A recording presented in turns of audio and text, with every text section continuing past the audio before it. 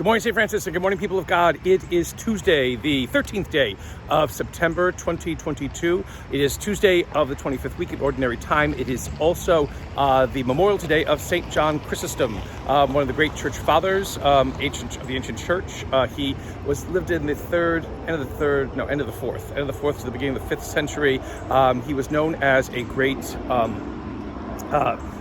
challenger, a great critic of authority within the church, and especially of authority within the secular state, within the Byzantine Empire. He was Patriarch of Constantinople, then he wasn't, then he was, then he wasn't, then he was. He was not very popular amongst the wealthy, amongst the elites, because he constantly challenged them in their positions. He also challenged a lot of crazy notions about Jesus that were probably circulating and that seemed attractive to some of the leadership of the Byzantine Empire, the Eastern Roman Empire at that time. And so again, it also made him a vehicle for being exiled and stuff like that. So remember him today. Again, his trials, his travails, the fact that he eventually kind of succeeded, and his memory is preserved because of what he stood up to and what he stood for in trying to present a view of Christianity that was based in humility, that was based in a sense of consciousness for the poor and the oppressed, and not necessarily filled with all kinds of trappings and regality, as sometimes our church, or some in our church, can think that's the only thing that Christianity is about,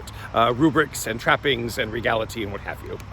So coming to you today, I'm just going to come right into the sun from the from the log cabin. Haven't been here in a while, and so coming down the little walkway over here, the great centerpiece of the log cabin is always the St. Francis Community Garden, the St. Francis Victory Garden, as I like to call it.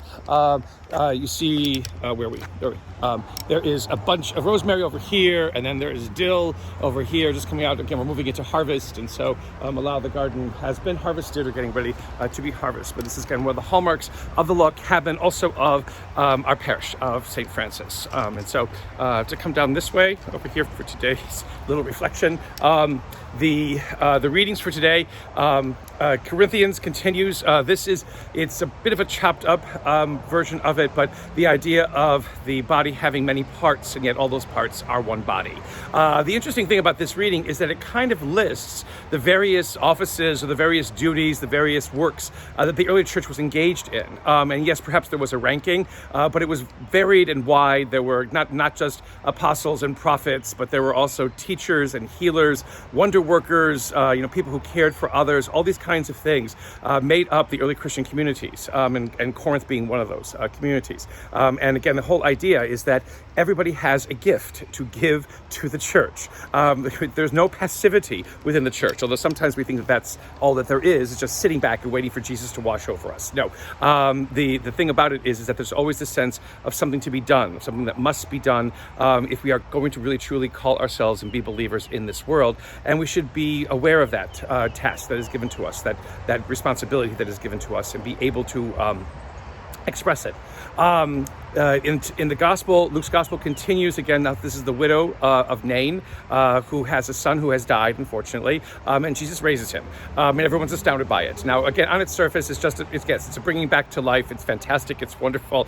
But why this widow of Nain? And no, again, other people would have died all over the place. But because she is a widow and alone, again, Jesus uses this as, again, an example, again, of a God who takes care of us, of a God who wants to look out for us. Now, were there other widows who perhaps lost sons, and again, the situation of a widow without any male to take care of her was a little bit dicey, but it is in this sense in which, again, God tries to rescue. And again, this example of bringing back this child's life so this widow would not be alone, maybe perhaps was supposed to inspire, those who are around Jesus to additionally care for any other widows who had lost sons, who had lost anyone to take care of them, and to basically move out and to care for them.